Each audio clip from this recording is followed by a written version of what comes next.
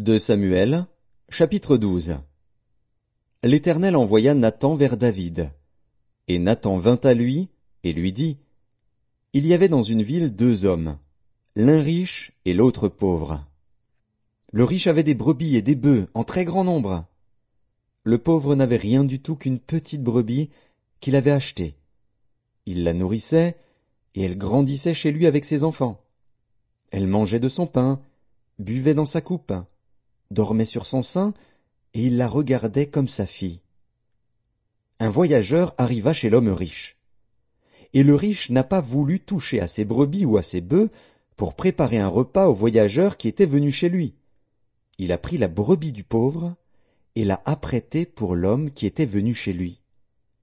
La colère de David s'enflamma violemment contre cet homme, et il dit à Nathan, « L'Éternel est vivant, l'homme qui a fait cela mérite la mort, et il rendra 4 brebis pour avoir commis cette action et pour avoir été sans pitié. » Et Nathan dit à David, « Tu es cet homme-là. Ainsi parle l'Éternel, le Dieu d'Israël, je t'ai oint pour roi sur Israël, et je t'ai délivré de la main de Saül. Je t'ai mis en possession de la maison de ton maître. J'ai placé dans ton sein les femmes de ton maître, et je t'ai donné la maison d'Israël et de Juda. Et si cela eût été peu, j'y aurais encore ajouté. Pourquoi donc as-tu méprisé la parole de l'Éternel en faisant ce qui est mal à ses yeux? Tu as frappé de l'épée Uri, le Héthien. Tu as pris sa femme pour en faire ta femme, et lui, tu l'as tué par l'épée des fils d'Ammon. Maintenant, l'épée ne s'éloignera jamais de ta maison, parce que tu m'as méprisé et parce que tu as pris la femme d'Uri, le Héthien, pour en faire ta femme. Ainsi parle l'Éternel.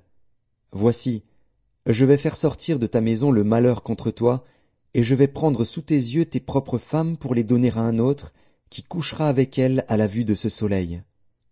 Car tu as agi en secret, et moi, je ferai cela en présence de tout Israël et à la face du soleil.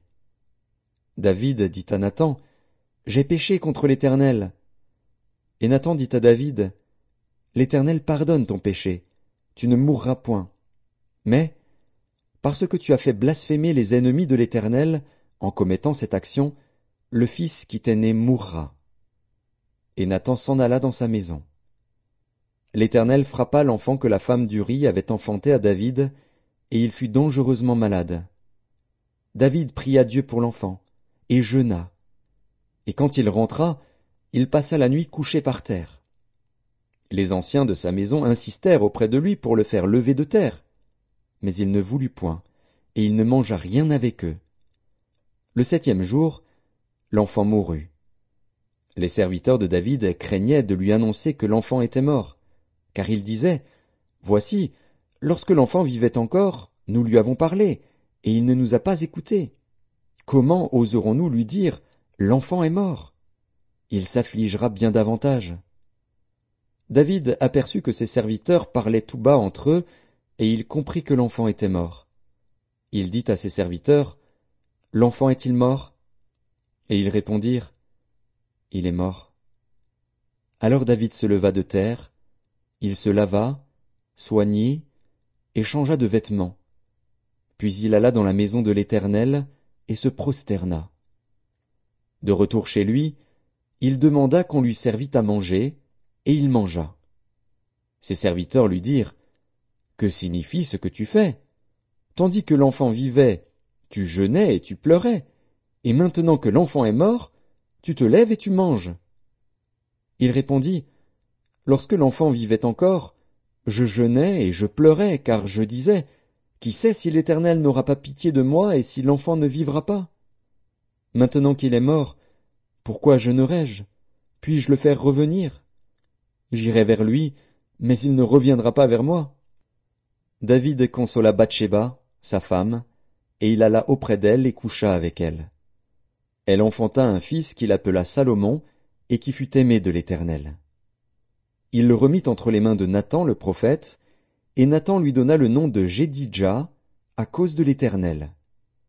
Joab, qui assiégeait Rabba, des fils d'Ammon, s'empara de la ville royale, et envoya des messagers à David pour lui dire, « J'ai attaqué Rabba, et je me suis déjà emparé de la ville des eaux.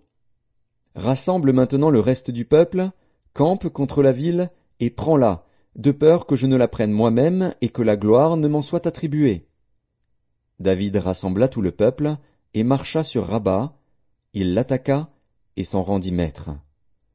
Il enleva la couronne de dessus la tête de son roi. Elle pesait 1 talent d'or et était garnie de pierres précieuses. On la mit sur la tête de David, qui emporta de la ville un très grand butin.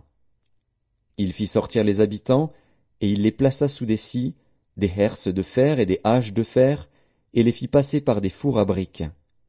Il traita de même toutes les villes des fils d'Ammon. David retourna à Jérusalem avec tout le peuple.